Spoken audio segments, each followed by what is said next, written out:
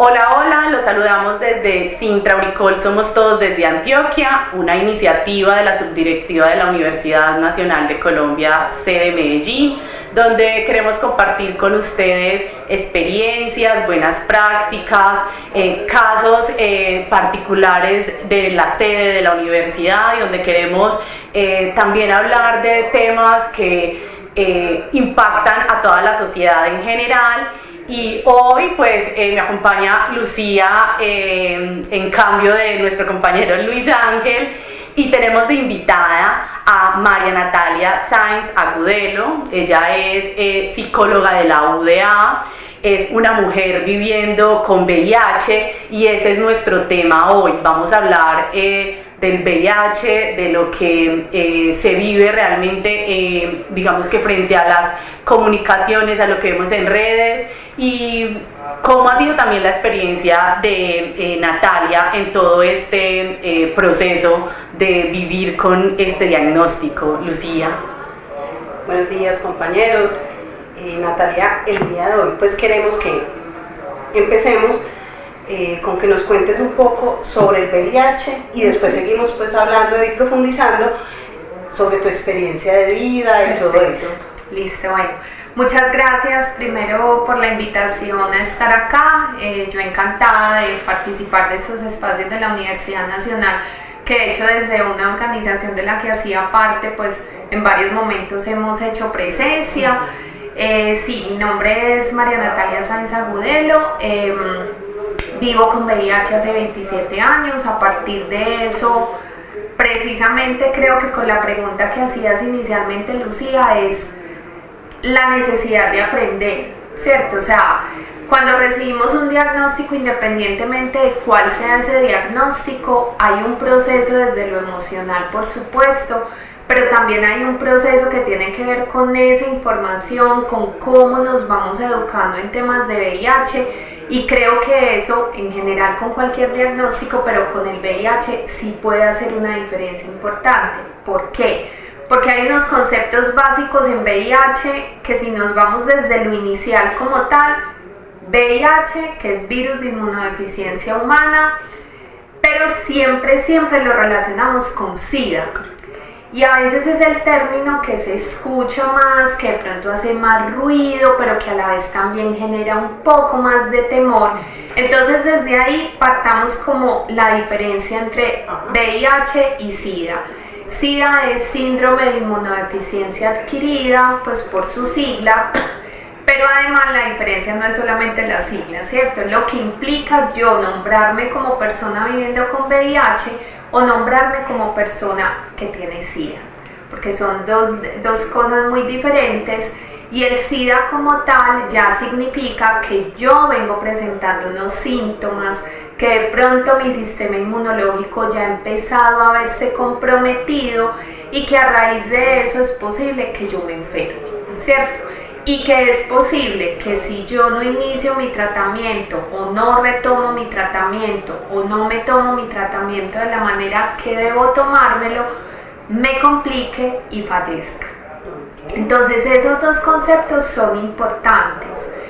Otros dos conceptos que diría yo que son muy importantes en temas de VIH, y que también es una invitación para las personas que viven con el diagnóstico, es CD4, que es un examen que me hacen periódicamente y que identifica cómo está mi sistema inmunológico en relación a ese diagnóstico de VIH. Y el de carga viral, que también es otro de los exámenes de seguimiento que nos hacen periódicamente para identificar cómo está el nivel de virus en mi organismo y si efectivamente el tratamiento antirretroviral, que es otro término importante, tratamiento antirretroviral, está funcionando o no está funcionando, es decir, está siendo efectivo o no está siendo efectivo. Entonces, ¿por qué esos dos exámenes importantes? Y que es una invitación a que conozcamos esos resultados. A veces las personas me dicen, no, a mí me dijo el médico que estaba bien, pero que es bien, ¿cierto? Entonces, a partir de eso es una invitación también a que nos apropiemos de ese proceso de acompañamiento que recibimos por parte del personal de salud, pero pero que claramente pues yo me tengo que, o sea, tengo que conocer, ¿cierto? Entonces es una invitación, unos conceptos ahí básicos, pero también invitación a que nos apropiemos. Me surge una pregunta, estos exámenes, digamos que son, pues cualquier persona nos lo podemos hacer como inicialmente, o es para las personas que ya tienen el diagnóstico. Muy buena tu pregunta, porque los CD4 hacen parte de nuestro sistema inmunológico. Nuestro sistema inmunológico contiene muchas células diferentes, entonces los CD4, como hacen parte de ese sistema inmunológico, se pueden ver afectados por cualquier otra patología. Pacientes con cáncer, pacientes con enfermedades huérfanas, por ejemplo. Entonces, CD4 tenemos todas las personas. ¿Qué pasa con la carga viral? Ahí sí hay diferencia, porque yo tengo una carga viral que puede estar controlada, que enseguida también les hablo de dos términos que son muy importantes. Yo la tengo porque yo tengo el virus, pero si a vos te van a hacer o a vos te van a hacer un examen de carga viral para VIH, claramente no te va a detectar nada, porque no tenés VIH. Vemos el ejemplo con el COVID, porque con el COVID también se hablaba de carga viral.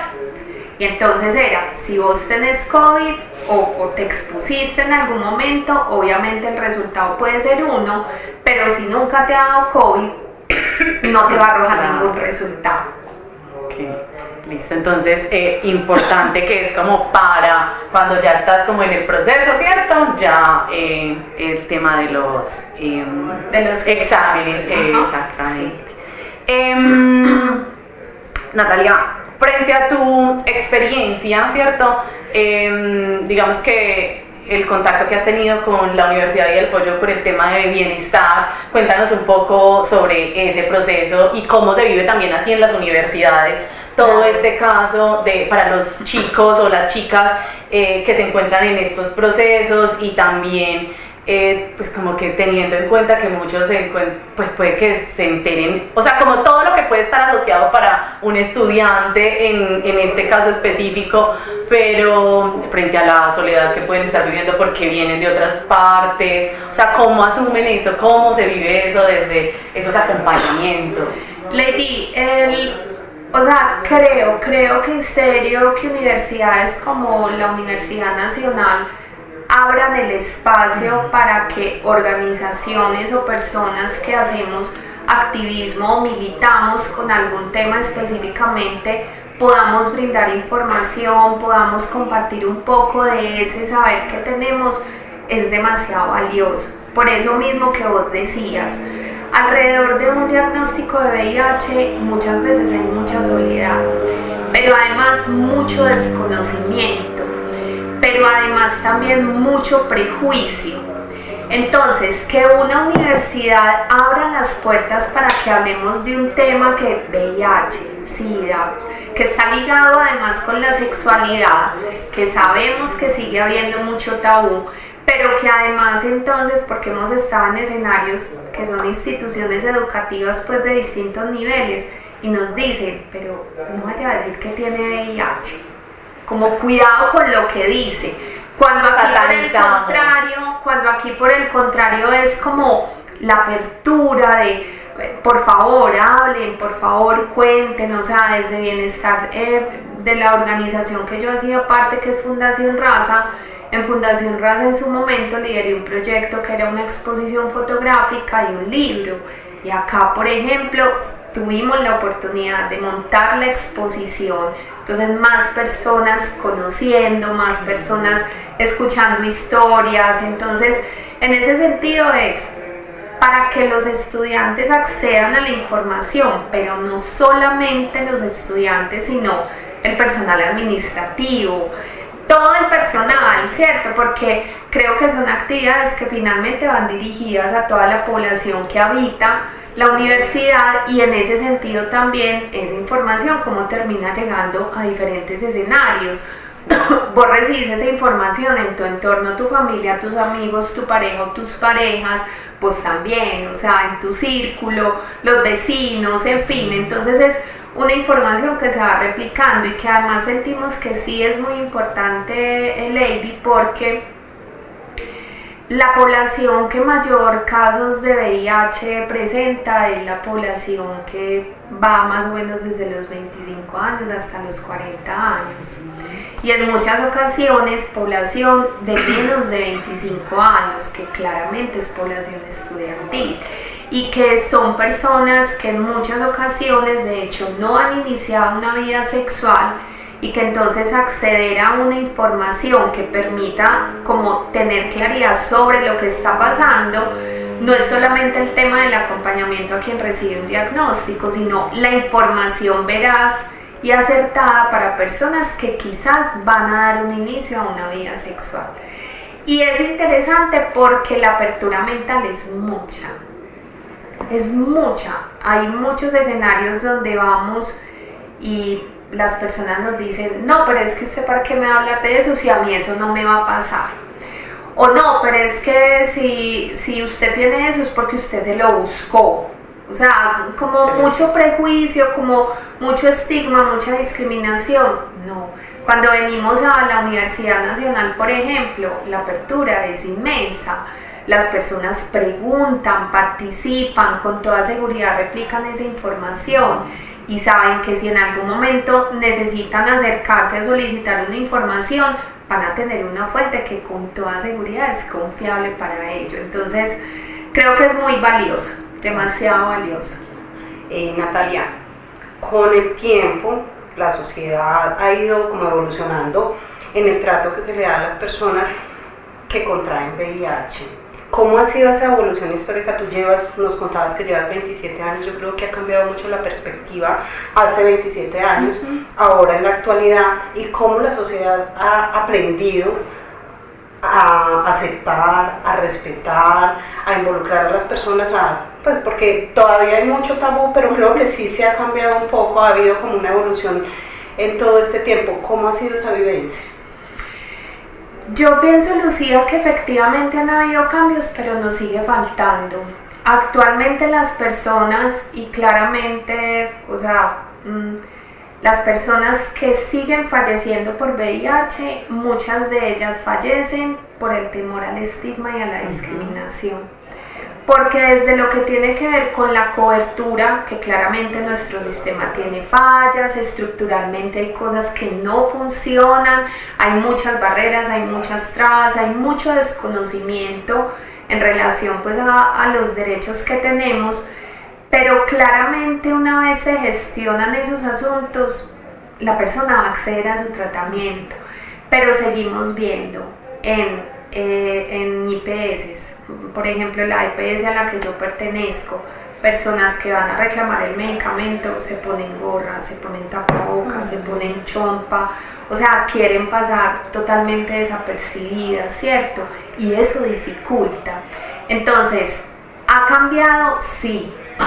Más personas nombrándose como personas seropositivas o personas viviendo con VIH, y que eso va transformando una realidad como una percepción, porque la gente a veces, a mí hay gente que me dice, pero aún no se te nota. Sí. O sea, el VIH la sociedad exactamente, o que me tilda de algo, ¿cierto? Como entonces tú te has inyectado drogas, que no es para satanizar las prácticas de ninguna manera, pero que sí seguimos como relacionando el diagnóstico a unas poblaciones y a unas prácticas específicas. Y acá es importante que tengamos claro algo. ¿Quién puede adquirir VIH? Cualquier persona. Cualquier persona que haya tenido prácticas sexuales sin preservativo y se haya expuesto con una persona que tenga VIH. ¿Quién puede tener VIH? Cualquier persona. ¿Cuál es la única manera de saber si tengo VIH? Haciéndome la prueba. Que me salió un brote, que se me inflamó un ganglio, que es que me dio mucha tos, que entonces yo leí en internet. Los autodiagnósticos. La única manera es hacerme la prueba. Entonces, esa cuña sentía que es importante, porque esa claridad es demasiado importante darla. Entonces, con el tema del estigma y la discriminación viene eso, porque es, bueno, entonces vos tenés VIH, claro, entonces seguramente te inyectabas drogas, o claro, seguramente sos homosexual, o claro, seguramente has sido trabajadora sexual, que entonces, ¿a qué voy con eso? que son poblaciones que históricamente han sido señaladas, han sido marginadas, han sido estigmatizadas. Entonces es como la relación de VIH se inyecta drogas, VIH hizo algo indebido, ¿cierto? Y desde ahí sigue habiendo una carga, porque eso está muy arraigado, o sea, eso cultural y socialmente está demasiado arraigado. Entonces sí hay cosas que han cambiado, pero nos sigue faltando indiscutiblemente. Hay una evolución importante.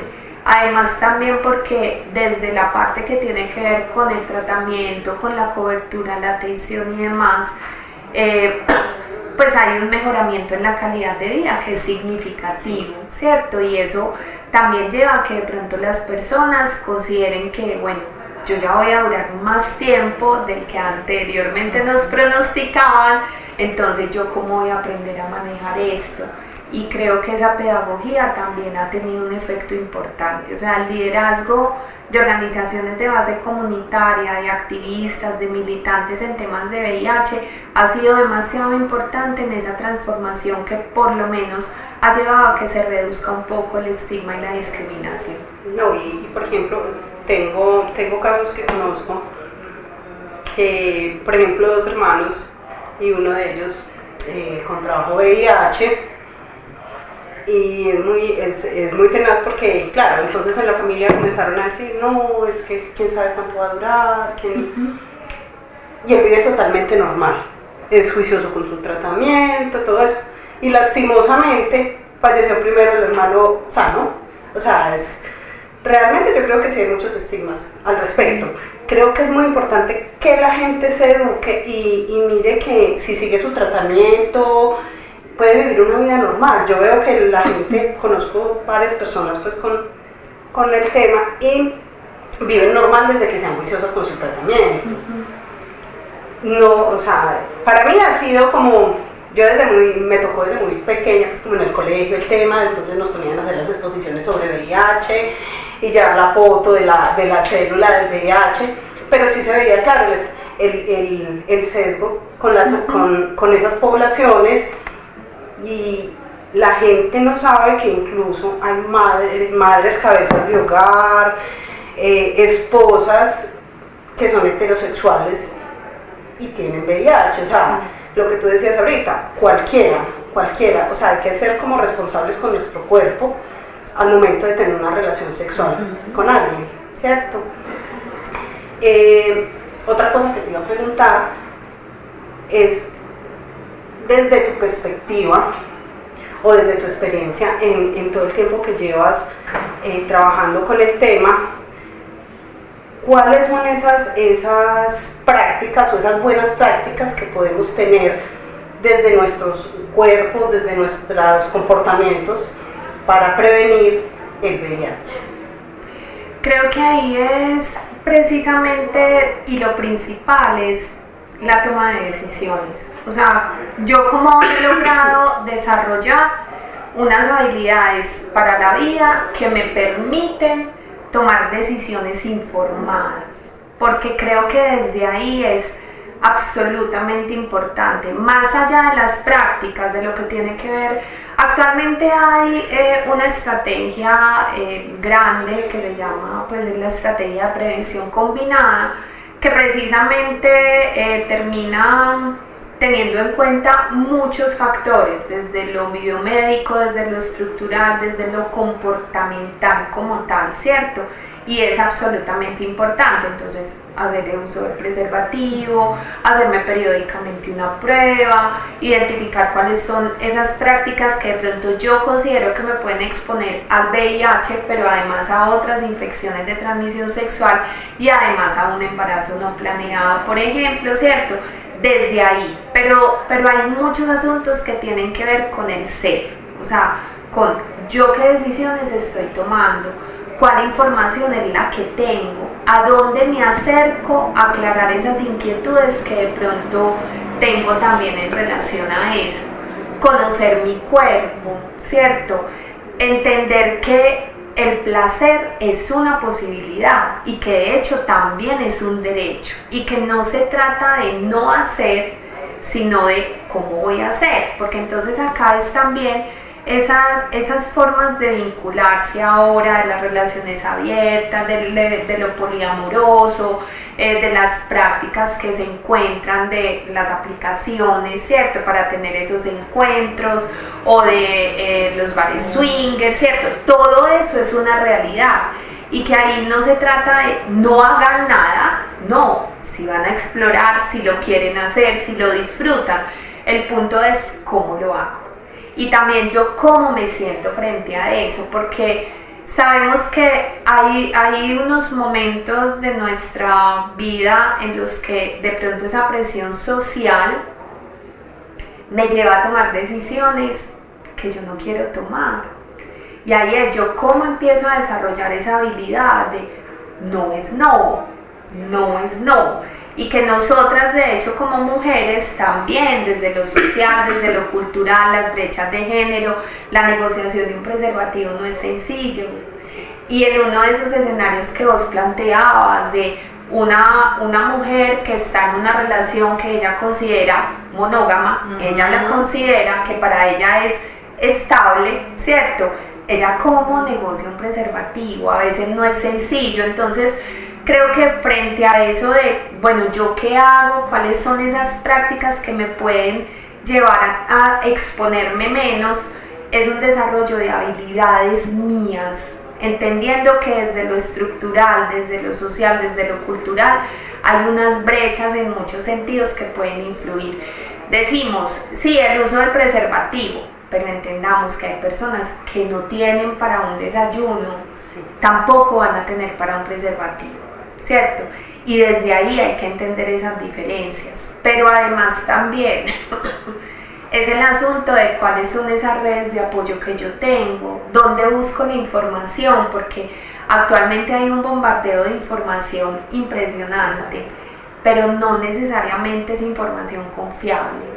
Entonces creo que es dónde busco la información, dónde acudo cuando tengo esas inquietudes, ese desarrollo de habilidades para la vida que en general me van a servir para muchas cosas, pero también acceder a una atención a tiempo, temprana, que me permita pues como tener una vida sexual que sea muy placentera, pero que también me mantenga en buenas condiciones de salud. Ahora, antes de la entrevista hablábamos, ahora que estás hablando de información que no es cierta, o que a veces no está del todo real, hablábamos de que han habido pues como ciertos bombardeos de información, de que ha aumentado la población, de que la infección está pues como propagada. ¿Qué hay de cierto en eso? ¿Y cuáles serían pues como esos medios a los cuales podríamos recurrir para obtener información veraz?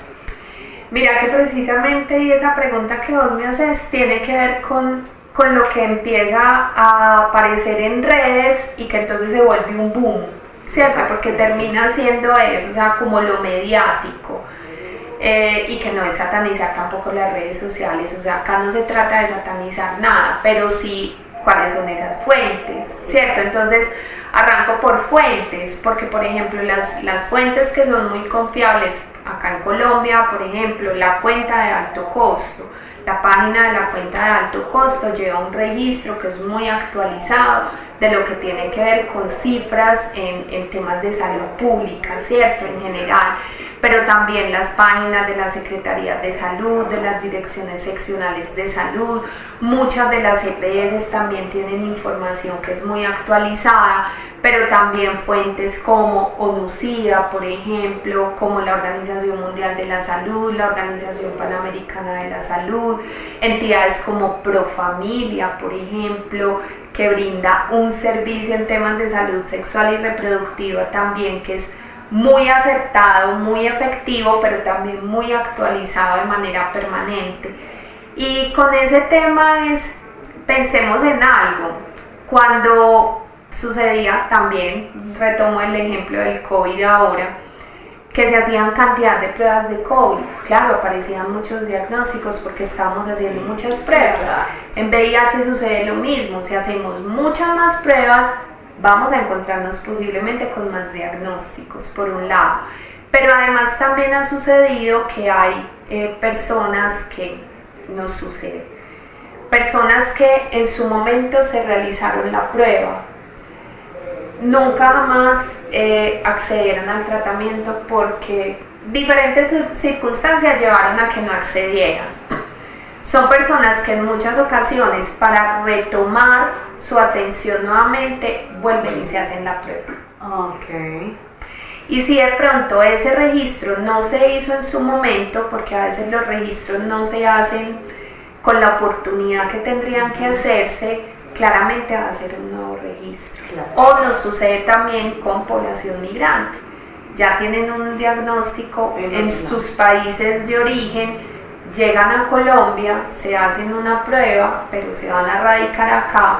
Entonces, una nueva prueba, obviamente, un nuevo resultado, ¿cierto? Entonces, hay como diferentes asuntos que llevan a que de pronto se considere que no hay más casos. No, realmente los casos son similares. Tengo una pregunta con respecto a lo de las pruebas.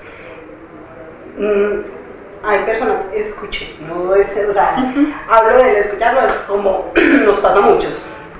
Vamos acá a desmentir. Sí. Dicen que uno se realiza la prueba y puede pasar que le salga negativa porque el contagio no se evidencia inmediatamente. ¿Es cierto? Bueno, en VIH hablamos de transmisión, no de contagio. Okay. Adquirimos VIH, por ejemplo, porque entonces eso, por ejemplo, la tuberculosis es contagiosa, ¿cierto? Yo estoy acá, si tengo tuberculosis, toso y muy posiblemente, si alguna de ustedes tiene defensas bajitas, muy posiblemente adquirió también tuberculosis. Entonces por eso estamos en el mismo escenario, yo toso y simplemente se contagia. Ese es el en contagio. VIH no, porque en VIH tiene que haber una vía de entrada clara. Entonces yo tengo VIH, yo te toco, no te va a pasar nada, yo te toso, no te va a pasar nada, ¿cierto? Acá estamos compartiendo un escenario, no pasa nada, toman del mismo vaso mío, no hay problema, ¿cierto? Entonces hablamos de transmisión propiamente. Entonces ahí con las pruebas hay algo que se llama periodo de ventana.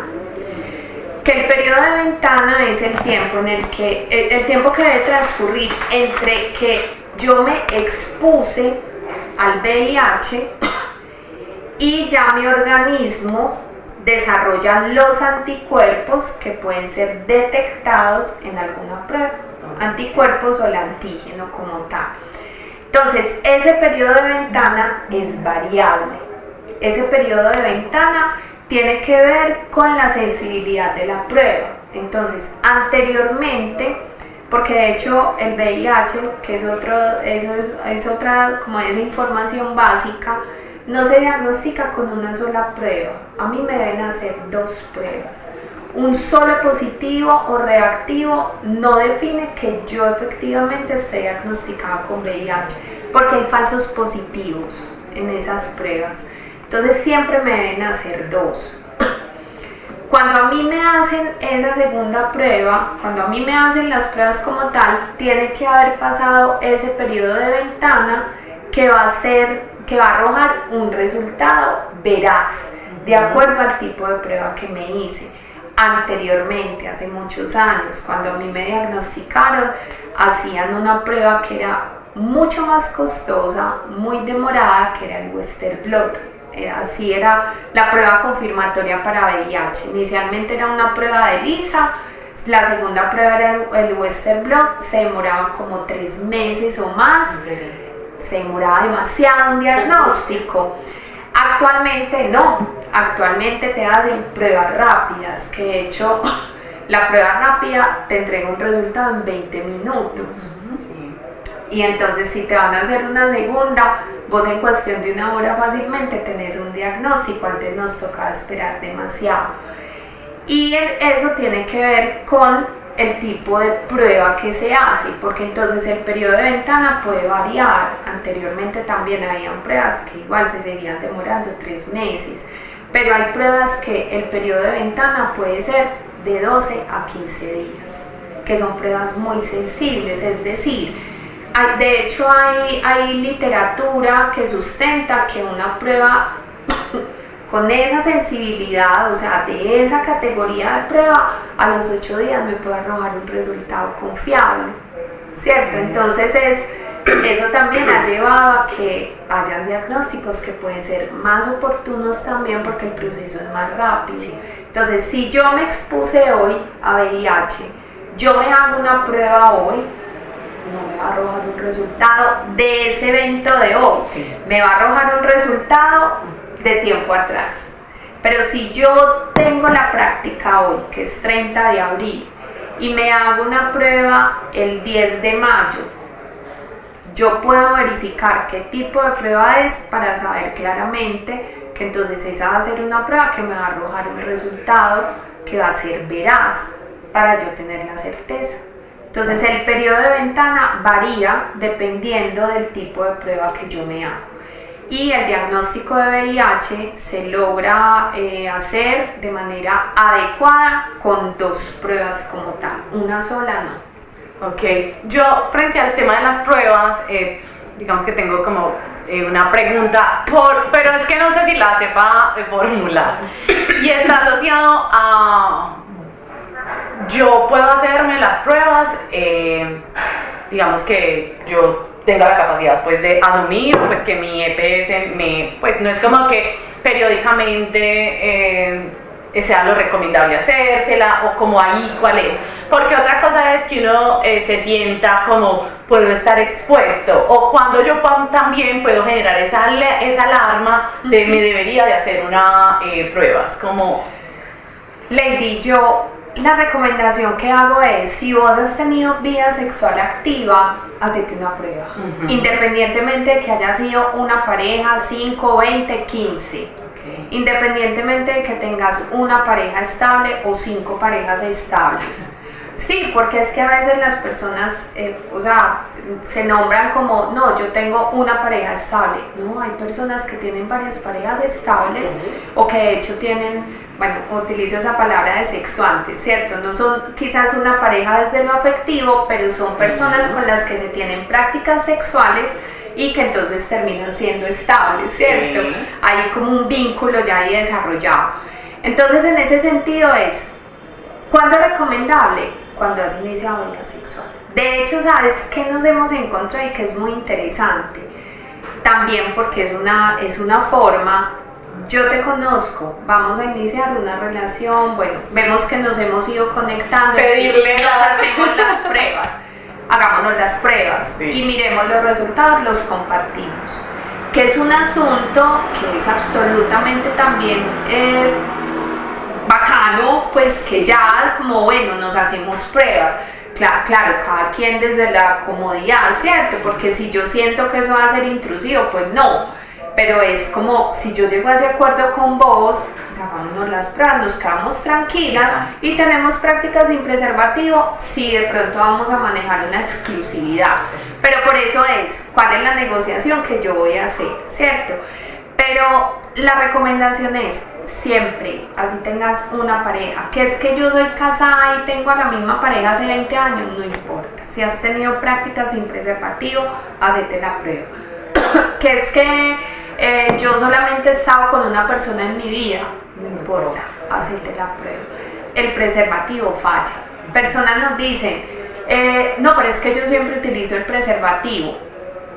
Pero es que el preservativo se puede romper. El preservativo puede tener una fisura. Yo soy resultado de, creo que la fisura de un preservativo, mi mamá me dice. Entonces el preservativo también falla, aunque es un método muy efectivo, termina fallando. Entonces es como que no se trata de generar terror, ni no, el preservativo me va a poner 5 para que me funcione bien, que eso es equivocado, no, uno solo. Pero eso, voy a estar más protegida. Empiezan a caer preservativos. Sí. Entonces no se trata de eso, sino de seamos como que entendamos que hay cosas que a veces fallan. La prueba vos te la puedes hacer a través de la EPS y te la deben hacer. Acá en la universidad han habido jornadas de pruebas en muchas ocasiones, gracias a que hay proyectos desde las distintas secretarías de salud o de entidades que ejecutan proyectos con fondos de cooperación internacional que permiten que se realicen pruebas rápidas de manera gratuita. También podemos aprovechar. O hay laboratorios particulares que realizan la prueba, como Profamilia, Congregación Mariana, Centro Lab. O sea, hay laboratorios que son muy buenos, que también realizan las pruebas de manera particular. La Fundación Antioqueña de Infectología, que la recomiendo al 100. Y también actualmente, por ejemplo, se cuenta con el autotest. Es una prueba que venden en algunas farmacias. Hay laboratorios pues que ya las han sacado, y entonces lo que se hace es que la prueba te llega a domicilio hasta el lugar que vos querás. Hay un instructivo para que vos te realices la prueba, es una prueba rápida, y además generalmente tienen un código QR que te permite entonces conectar con el laboratorio para que te brinden acompañamiento y asesoría en caso tal. Entonces, opciones de pruebas, hay muchísimas opciones de prueba. Necesidad de hacerse la prueba siempre que hayamos iniciado, y de hecho antes de que vayamos a iniciar si es preciso. Y con lo que me decía Lady también, algo que pues es como un pensamiento que tengo, porque hay muchas personas que nos dicen, no, yo soy súper juiciosa, yo me hago la prueba cada 3 meses, yo me hago la prueba cada 6 meses, yo soy súper juiciosa. Y entonces hablando es como, a ver, si vos te haces una prueba cada 3 meses, ¿cómo son las prácticas que estás teniendo? Sí. Que de pronto consideras que es importante hacértela cada 3 meses, porque ahí también es como, ¿cuáles son esas conductas que yo tengo, cierto? ¿Cuáles? Y que insisto, no se trata de las prácticas, sino del uso del preservativo. Yo puedo tener 50 parejas, y si uso el preservativo de manera sistemática, muy posiblemente yo no me voy a exponer. Quizás una persona que confía en que está en una relación donde la monogamia es la base, donde la exclusividad es la base, y mentiras que no, está en una relación abierta y no sabía. Sí, y pasa muchísimo. Claro, pasa muchísimo. Nos pasa demasiado con los casos de mujeres cisgénero. Y el problema, demasiado nos sucede. Y el problema es que muchas veces, y lo que decías ahorita, que llegar a concertar con la pareja, con el esposo, decirle, es que yo quiero usar preservativo, cuando llevan años de casado y el esposo es por fuera promiscuo, es muy duro, y más porque de una u otra forma esto tiene también mucho que ver con el tema de género. Claro, es que hay una brecha de género. Exacto, entonces cuando las mujeres exigimos el preservativo, que deberíamos de exigirlo siempre, y vienen con estas brechas de género, con estas diferencias, que el esposo es, no, pero es que usted es mi esposa y yo veré qué hago en la calle, es muy complicado, y creo que son mujeres que están en un alto riesgo de contraer no solamente VIH, sino enfermedades de transmisión sexual. Totalmente. Entonces es muy tenaz. Te iba a hacer una pregunta. Este tema es larguísimo y es muy bueno, muy interesante. Mejor dicho. Te voy a hacer una pregunta, y era, por ejemplo... Yo vuelvo cuando quiera. Era, por ejemplo, el tema de las mujeres embarazadas y el VIH. Listo. Es posible. O sea, de hecho, bueno, desde los dos lugares. Cuando acá en Colombia está establecido precisamente apuntando a que no hayan diagnósticos a través de la vía de lo que llamamos transmisión vertical, que es de la madre al bebé, a una mujer embarazada trimestralmente le deben realizar la prueba para evitar que entonces el bebé pueda nacer con la infección o se exponga a la infección como tal. Que entonces eso desde ahí ya es como buscando que no se den más casos de transmisión vertical, que en Colombia claramente hay muchos casos, y desafortunadamente a veces se siguen presentando porque las personas no acceden a tiempo a la consulta, porque muchas veces las mujeres ni cuenta se dan que están embarazadas hasta que de pronto ya está avanzado el embarazo. Cuando a la mujer le hacen la prueba y la prueba es posible que salga positiva, lo que se hace de manera inmediata es iniciar tratamiento. Iniciar tratamiento para evitar entonces que ese bebé pueda adquirir la infección como tal. Anteriormente, es que desde lo médico han habido unos avances muy significativos, porque anteriormente rotundamente decían, no, una mujer con VIH, ¿cómo va a quedar embarazada? Eso evolucionó a que entonces llegara a un punto en el que la mujer embarazada viviendo con VIH, viviendo con VIH, si quedaba embarazada, igual, acompañamiento de manera permanente y ciertos cuidados en su momento. Tener a su bebé por cesárea, no amamantarlo y obviamente estar en tratamiento.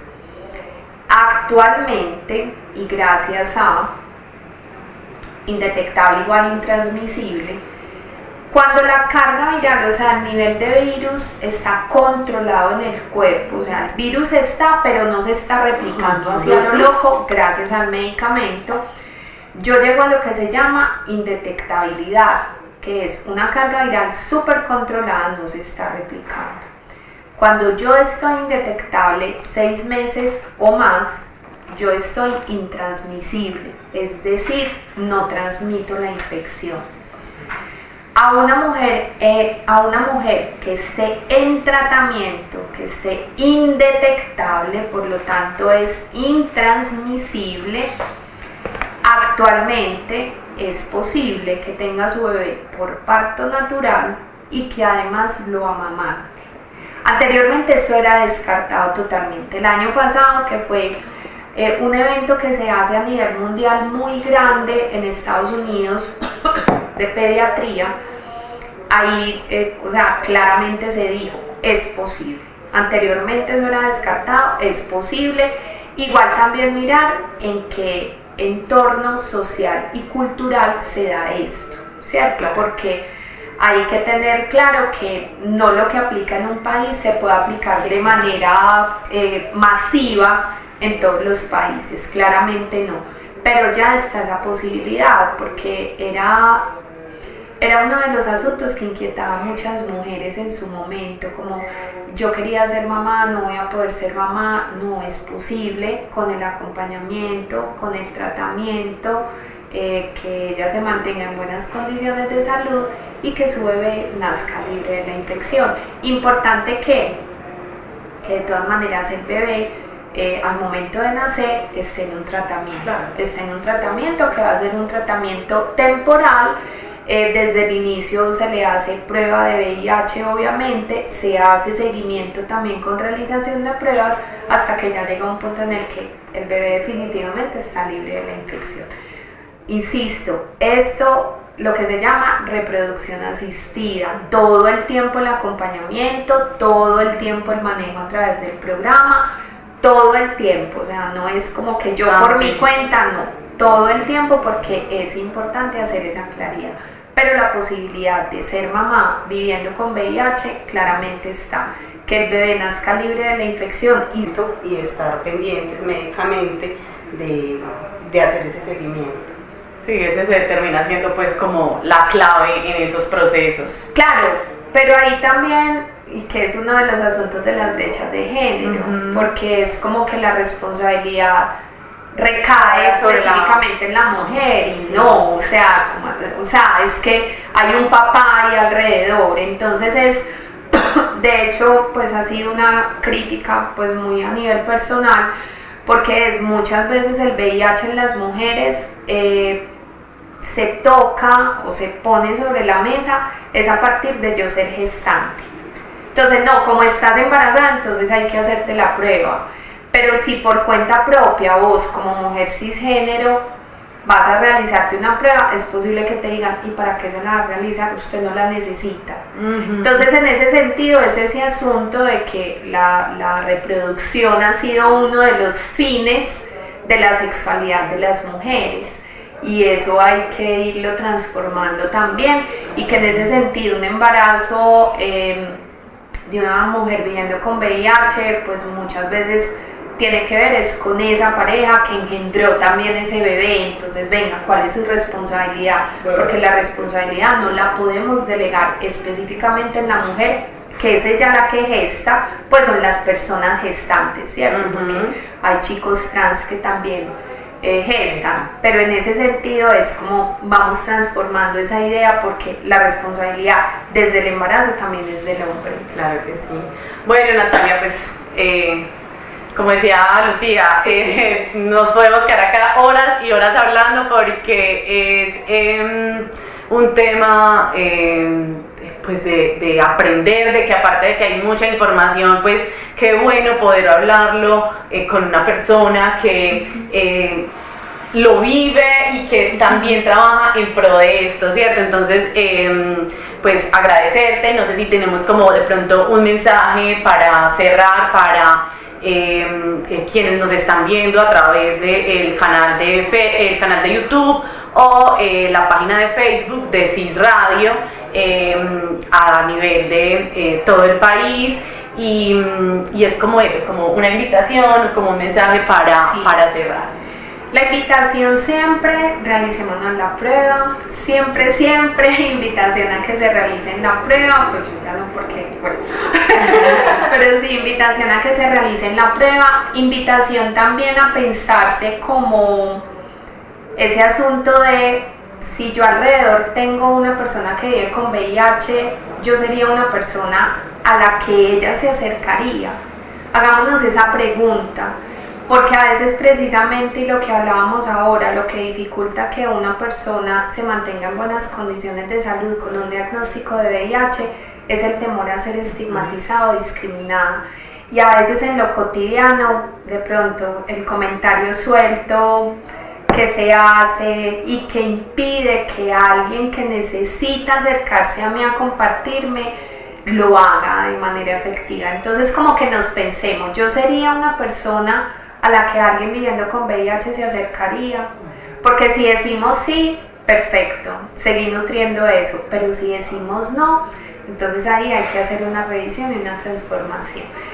Y personas que de pronto necesiten acompañamiento, o sea, como que no están solas acá en Colombia, hay muchas organizaciones, hay muchas personas que trabajamos por nuestra cuenta, el tema de VIH, brindamos acompañamiento y que en ese sentido como que no se sientan solas, que aquí estamos. Muchísimas gracias Natalia por aceptar este espacio. Seguramente vamos a tener muchos otros espacios donde podemos seguir conversando sobre este tema y todo lo que está pues como a su alrededor. Agradecemos a todos los que se quedaron hasta este momento del programa, a nuestros compañeros en Cali que nos ponen en directo para estar con ustedes. Los invitamos a que nos sigan a través del canal de YouTube que es CIS Radio o en Facebook también como CIS Radio. Nos vemos el próximo jueves a las 3 de la tarde. Chao, chao.